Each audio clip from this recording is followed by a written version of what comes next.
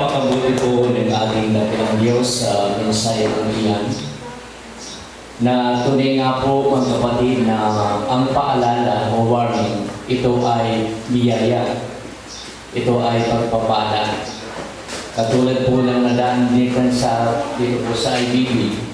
So sabi ko roon, babala, warning, huwag kayong lalapit dito dahil yung nervosidad mataas, di ba? So ganyan din po ngayon sa bawat sa ating paalala ng salita ng Diyos, na ito po ay huwag nating babaliwalain po sa ating po mga buhay. Tunay po ng Diyos ay mayroong kabagsikan, ang Diyos ay mayroong kabutihan. Sa mga narinig natin na paalala ng Diyos, at nariyan na kinakailangan magbalik loob tayo sa Panginoon. At maging sa oras na ito, mga kapatid, nariyan yung Proverbs 14 verse 14, na mayroong tinatawag sa Panginoon, kinakain puso natin, ang Diyos ang siyang nasusunod sa ating buong buhay. Hindi yung ating mga sarili. So sa oras mong ito, sapat na po yung mga narinig natin, mga salita ng Diyos, pero magbibigay lang po ako ng sabihin po ang kwento na itong kwentong ito ay sa mga gagawa ng Diyos. Nang siya po mga kapatid ay tinatawag ng Diyos upang gamitin sa ministry. So dumating yung araw na siya po ay umalis sa gawain ng Diyos. Dumating yung araw na siya po ay dumanas ng pagsubok sa kanyang buhay at siya po ay nagkaroon ng karamdaman. So nung siya po ay nagkaroon ng karamdaman, hanggang siya po ay nawalan ng buhay. Totoong nangyari po ito at kanyang pagkaroon. At nang siya po ay mawalan ng buhay, siya po ay gumawa ng sulat. Na doon sa kanyang sulat na sinasabi niyang, huwag ninyo ako tutularan. Sapagkat ako tinatawag ng Panginoon, gagamitin ng Panginoon, binaliwala ang mga bagay. So totoo po mga kapatid ng Diyos ang may kontrol ng lahat ng mga bagay. So sa patutuon niyang yun, sa kanyang buhay, at siguro talagang yun ang kanyang nararamdaman at nangungusap ang Diyos sa kanya na kinakailangan na siya manumbalik at siya gagamitin ng Panginoon sa ministry. So mga kapatid, hindi natin hawak ang ating buhay. Hindi rin natin hawak ang bukas. Hindi rin natin hawak ang panahon. Hindi natin hawak ang kalikasan. Katulad ng bagyo na dumating, maliban sa mga ari-arian, mga sakyan, bahay, mayroong mga taong nawalan ng buhay. So, kumusta po ang ating relasyon sa Diyos? Kumusta po ang ating sitwasyon sa ating mahal na Panginoon? Diyos at tayo nakakala kung ano ang ating ginagawa, kung ano ang ating relasyon sa Diyos. So yung paalala kanina, nawa at po tayo maging matigas sapagkat nariyan nga po katulad ni Jonas, yung nangyari sa kanyang buhay, wala rin po siya magagawa, kundi sumunod din sa kalokohan. So sa oras nito, mga kapatid tayo ng lahat ay tumayo at magpuri sa ating mahal na Panginoon. Awitin po natin yung awitin Panginoon. Sorry po ninyo yung patawad, Panginoon. Lang po ninyo yung awitin yun, patawad. Yung pinagsisisihan ko. Kaya mga kapatid na narito, mapalad tayo sapagat tayo ay kinahabagan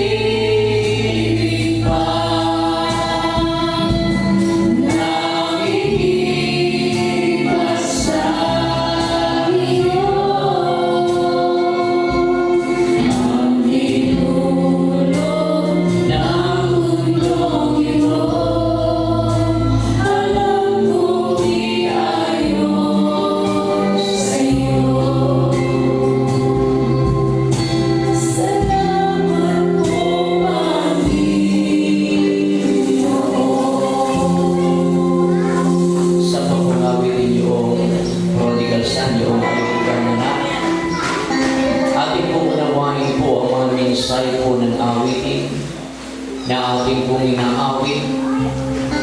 At tunay po na mga mensahe yan ay napakaganda sa bawat isa amin. Kung gaano tayo kamahal at kahalaga sa harapan ng ating dakilang Diyos.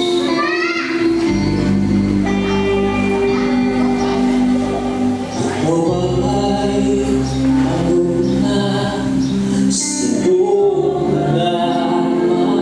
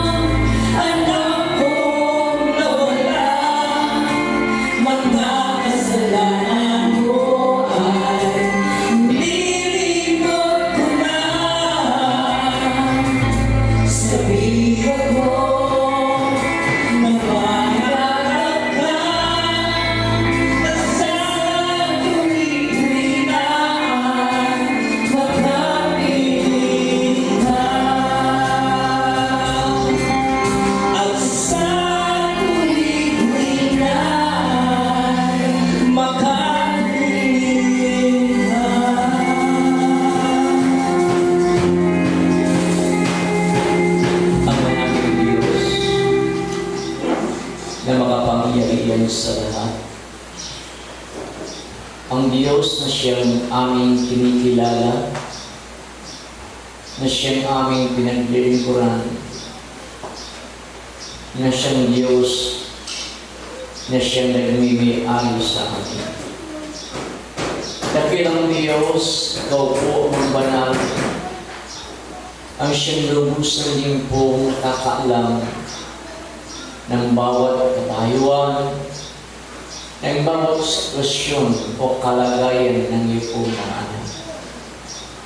Dakilang Diyos, narin po maging ang mensahe mo, Ama, na patungkol po, Panginoon, sa pagbabalik loob, Panginoon.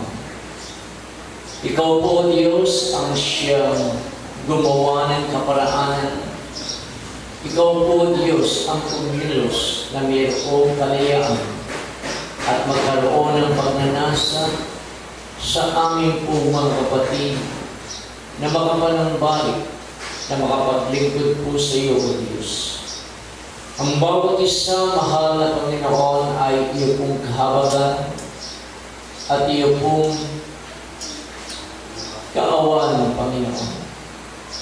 Ikaw, O Diyos, ang may kontrol ng lahat ng mga bagay. Mahal na Panginoon, narin po ang iyong mga paalala, sapagkat kami ay iyo pong mga tunay na anak, Panginoon. At sa bawat mga paalala, O Diyos, sa bawat isa sa amin, na ito po ay maging pagpapala, Panginoon, upang ang bawat isa ay makapanambalik na maglingkod sa iyo, magpakainit na maglingkod sa iyo, Panginoon. At nariyan, O Diyos, na ang bawat isa, Panginoon, ay pong bigyan ng kalakasan, kapangyarihan na nagbubuhat sa iyo, Panginoon, ang aming umang kapatid, Panginoon, sa kasalukuyan na hindi pa po nakakadalo at mga nanlulupaypay at mga nanihina, na sila, O Diyos, ay aming dalangin, Panginoon, na tulungan mo po na makapanambalik, na makapaglingkod po sa iyo. Sa bawat isa sa amin, narito at ilang Diyos, patuloy mo kaming pangawakan, patuloy mo kaming palakasin, Panginoon, na maging matatag, maging matibay ang aming pong pananampalataya, Panginoon. Tulungan mo kami, Panginoon, na ikaw, Diyos, ang siyang aming maging unang prioridad. Tulungan mo kami, Panginoon, O Diyos, na ang iyong banal na kalooban ang siyang aming masunod sa aming mga buhay, sapagkat sa lahat aming sarili ang hindi po namin kaya, Panginoon. Tulungan mo ang bawat isa, maging sa bawat kainaan, sa bawat karamdaman, makita, O Diyos, ang iyong kapangyarihan, Panginoon, sa bawat buhay ng iyo po mga anak. Dakilang Diyos, amin pong dinadalangin ang amin din po minamahal na kapatid na Sister Kat, Panginoon. Nariyan po, Diyos, ikaw po ang siyang patuloy na magaling sa atin. Ikaw, O Diyos, ay gumawa ng himala at milagro sa inyong buhay na kahit po, O Diyos, nasasabi nilang nariyan po, Diyos, na nag-collapse na yun ay bato, subalit ikaw ay Diyos ng himala na kaya mo rin itong ibalik ng normal. Dakilang Diyos, palakasin mo siya, ibubog mo siya, hindi lamang siya, kundi maging kanyang buong sambayanan, Panginoon ng Diyos. At nariyan po sa kanyang mga loved ones at kayo rin po ang siya din pong tumatagpo ng kanila din pong mga pangailangan. Patuloy din po namin dalangin si Brother Georgie, palakasin ko din po, lubos sa gagaling na si Brother Georgie, si Brother Pastor Taling, Panginoon, at lahat na rin po, O Diyos, ng iyo po mga anak na mayroong karamdaman, O Diyos, na ikaw siya magbigay ng lubos sa gagalingan at himala sa bawat buhay ng iyo po mga anak, Panginoon.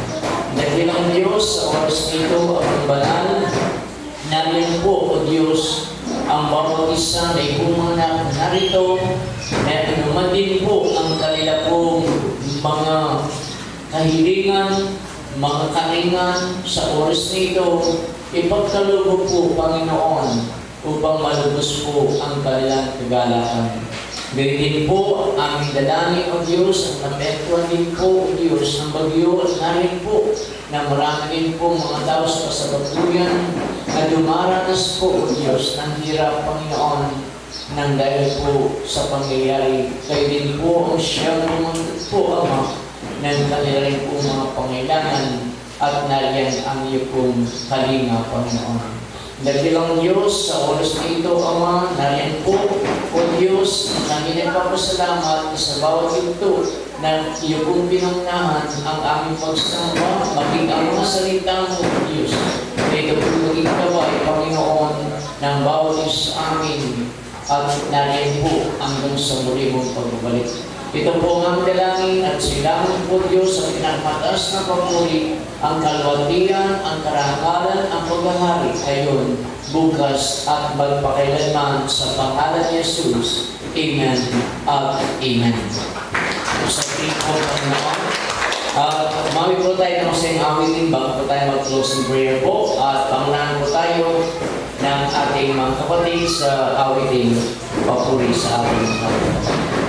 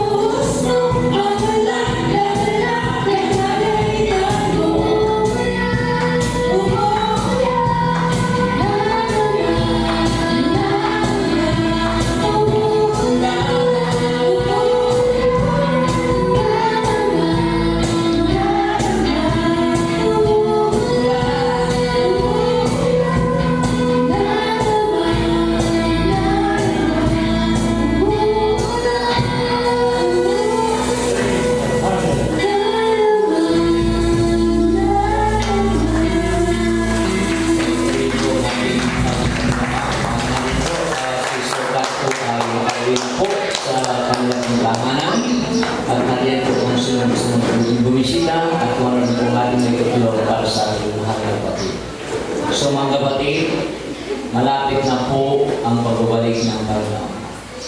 At nais ng ating mahal na Panginoon, ng tupa ng Panginoon ay lingapin natin sapagkat malapit na po ang pagbabalik ng Panginoon. At sa oras nito, mga kapatid, tayo po ay dumalangin sa oras nito. So, ating pong tinatawag si Brother Sam, ipon siya po ang manalangin sa oras nito.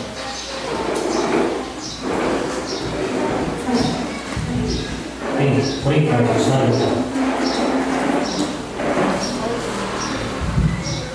Pray ka ng Diyos, hallelujah, hallelujah. Mga minamahal kong kapatid, tayo po'y magpakumaba sa ating mahal na Panginoon. Hayaan po natin tumulong ating mga luha, marugod tayo na lumalangin sa ating mahal na Panginoon. Tulad ng ginawa ni Hezekiah, kasi nagdasal sa ating mahal na Panginoon kung siya may sakit nun. Gawin din po mahal na Panginoon sa oras na ito.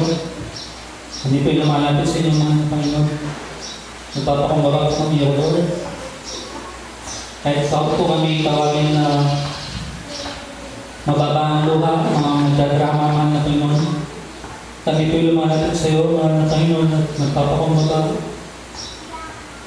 Hindi kami ng patnubay niyo, mga Panginoon, ng inyong awa, biyaya, mga Panginoon. Sa oras na ito, pinapagpasalamat po namin ang katagupan ng inyong ganang nagawain dito sa lugar ng Tinang. Mga Panginoon, maraming salamat po. Dinawag dito ang ating mga minamahal na kapatid. At sila ang mga magulang, mga kapatid. Mga Panginoon, maraming salamat po. Pinagbabahin niyo kami, wala naman kami umawit. Ang mga pupuri naman para sa inyo. Kami po'y nagpatotoo. Salamat sa iyo, mga Panginoon. Ito po'y nagsibing kalakasan sa bawat isa sa amin, mga Panginoon. Gawin po, higit sa lahat, ang mga banal ng salita, mga Panginoon. Hallelujah. Mga Panginoon, totoo po ng buhay namin ay parang kandila lamang na nauubos, mga at kung kami po hindi magsisi at manumbayad sa iyo, mga Panginoon, ang kakakalapin namin, mga Panginoon, ay pagpapapalo ng mga oras na talagang gipit na gipit kami, mga Panginoon, at wala po kami tinatawagan kung hindi ikaw lamang, mga Panginoon. Mga Panginoon, maraming salamat po. Hinahangin na namin at dinidig niyo ang aming mga panalangin, mga Panginoon. Maraming salamat po at kami po'y pagtubayan niyo. Paano kami nakarating din ng payat at ligtas. Ganun din po, Lord. Pagparating po kami ng ligtas kaya sa aming mga kanyang tahanan. Pabawin po ang kapayapaan, ang ligaya, nanangalagi sa inyong banal na spirito, mga Panginoon. Pagtubayan niyo po bawat kapatid ko rito sa Tinang, mga Panginoon, at mga bisita. Masuliman patuloy, O Lord, sa paglilingkod sa iyo dahil wala pong loging, hindi po pupuan namin ang palanganggang nalipala dahil mahal niyo kami at yun lamang po ang aming naasahan. Maraming salamat po sa ilang ang lahat ng papuri, pangyarihan, walhati, ngayon at pagparalan. Amen.